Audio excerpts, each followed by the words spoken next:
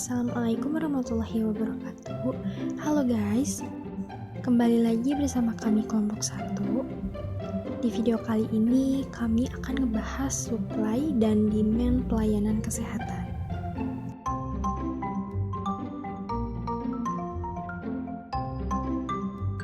Supply dan demand kesehatan adalah konsep yang mencerminkan hubungan antara ketersediaan layanan kesehatan atau supply dan kebutuhan masyarakat terhadap layanan tersebut atau demand.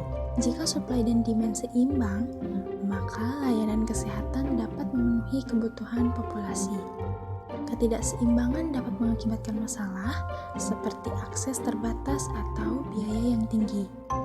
Untuk mencapai keseimbangan, perlu upaya bersama dari pemerintah, sektor swasta, dan masyarakat dalam pengembangan infrastruktur kesehatan, kebijakan yang tepat, dan pendidikan kesehatan.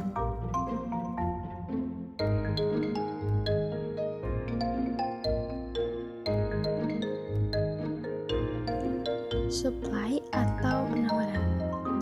Supply adalah jumlah keseluruhan barang atau jasa yang akan dijual atau ditawarkan oleh produsen pada berbagai macam tingkat harga. Demand atau permintaan. Demand adalah seseorang atau konsumen untuk mendapatkan sejumlah barang atau jasa pada berbagai tingkat harga dan waktu tertentu. Selanjutnya yaitu ada faktor yang mempengaruhi supply pelayanan kesehatan. Yang pertama yaitu ada man, sumber daya manusia yang menyediakan pelayanan kesehatan baik langsung maupun tidak langsung. Yang kedua yaitu ada money, yang muncul dalam penyediaan pelayanan kesehatan. Contohnya, biaya operasional, biaya investasi, dan biaya lainnya. Yang ketiga yaitu ada material, benda atau pembekalan yang berhubungan dengan logistik pelayanan kesehatan. Contohnya, obat dan alat suntik. Yang selanjutnya ada faktor yang mempengaruhi demand pelayanan kesehatan. Di sini ada 2 poin. Yang pertama ada kesehatan sebagai komoditas konsumen. Kesehatan merupakan hal yang sangat dibutuhkan oleh konsumen, di mana dengan kesehatan itu sendiri konsumen merasa lebih baik. Dengan kesehatan itu sendiri, konsumen dapat melakukan aktivitas fisik dengan leluasa tanpa ada gangguan dari kesehatan mereka sendiri. Yang kedua ada kesehatan sebagai sebuah investasi. Kondisi kesehatan akan menentukan jumlah waktu yang tersedia untuk seseorang. Lama waktu seseorang sakit akan berpengaruh pada jumlah waktu yang dapat ia lakukan untuk bekerja dan melakukan aktivitas lainnya. Selain itu, sakit dapat menyebabkan seseorang kehilangan penghasilannya akibat tidak dapat bekerja selama ia sakit. Perbedaan dengan pelayanan kesehatan dan demand produk, yaitu perbedaan antara demand pelayanan kesehatan dan demand produk secara umumnya terletak pada sifat dan karakteristik masing-masing. Demand pelayanan kesehatan cenderung dipengaruhi oleh faktor-faktor seperti kebutuhan medis, keadaan kesehatan, dan seringkali tidak dapat diprediksi dengan pasti. Sementara itu, demand produk dapat dipengaruhi oleh faktor-faktor seperti tren pasar, iklan, dan persepsi konsumen.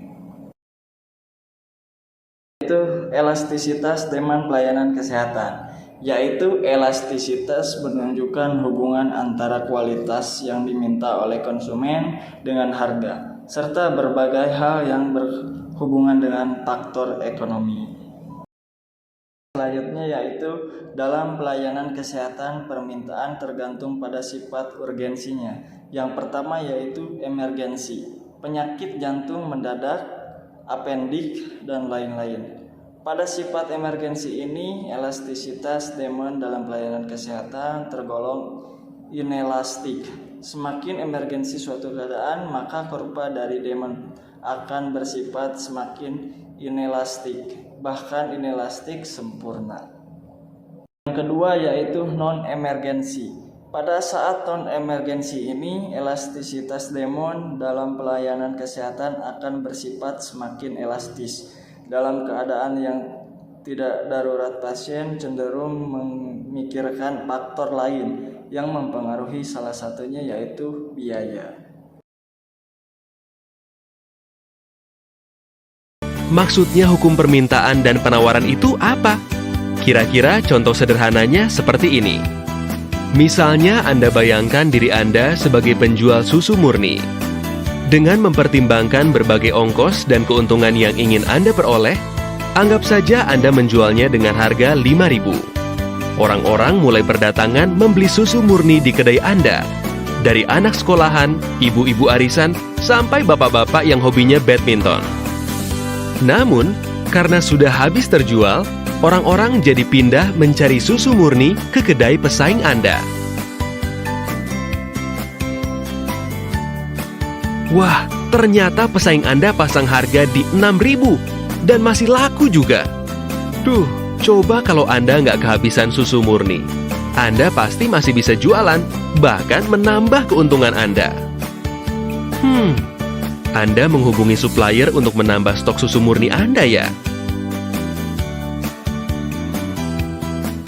Nah, karena stok sudah tersedia, orang-orang mulai datang lagi ke kedai Anda kan? Permintaan susu murni ternyata sangat banyak ya. Ini jadi kesempatan Anda untuk terus mendapatkan keuntungan yang lebih banyak lagi.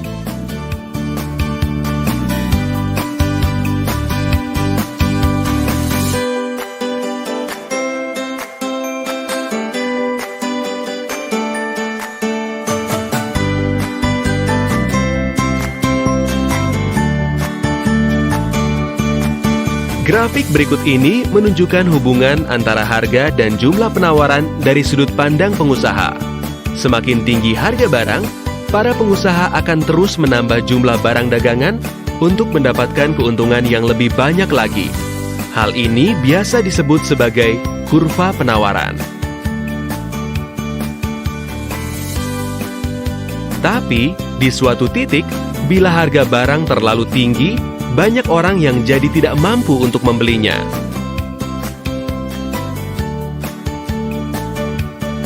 Dan dengan banyaknya jumlah persediaan barang yang ada, Anda malah jadi kelebihan stok.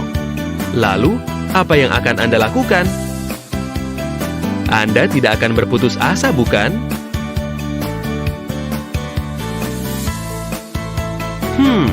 Sepertinya menjual dengan harga lebih murah lebih baik daripada tidak ada penjualan sama sekali, bukan?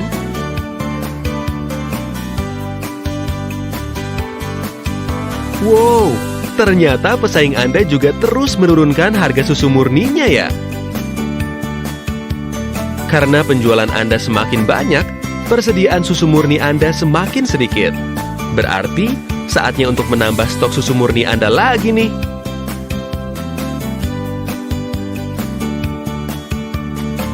Pada grafik ini ditunjukkan hubungan antara harga dan jumlah permintaan dari sudut pandang pelanggan. Semakin tinggi harga barang, semakin rendah permintaan karena semakin tidak terjangkau oleh para pelanggan. Tapi, bila harga barang semakin murah, permintaan akan terus bertambah. Hal ini biasa disebut sebagai kurva permintaan. Nah, apabila Anda bandingkan kurva permintaan pelanggan dengan kurva penawaran pengusaha, bisa Anda lihat arah keduanya yang saling berlawanan. Di satu sisi, para pelanggan ingin belanja dengan harga lebih murah. Di sisi lain, para pengusaha ingin mendapatkan keuntungan lebih banyak. Namun ada satu kondisi di mana keinginan pengusaha dan keinginan pelanggan saling bertemu, yaitu pada titik di mana kedua kurva saling berpotongan. Titik ini biasa disebut sebagai titik equilibrium atau titik keseimbangan harga. Hal ini menggambarkan kondisi di mana jumlah barang dan harga yang diinginkan oleh para pelanggan sesuai dengan jumlah barang dan harga yang ditawarkan oleh para pengusaha. Hehehe, sangat indah bukan?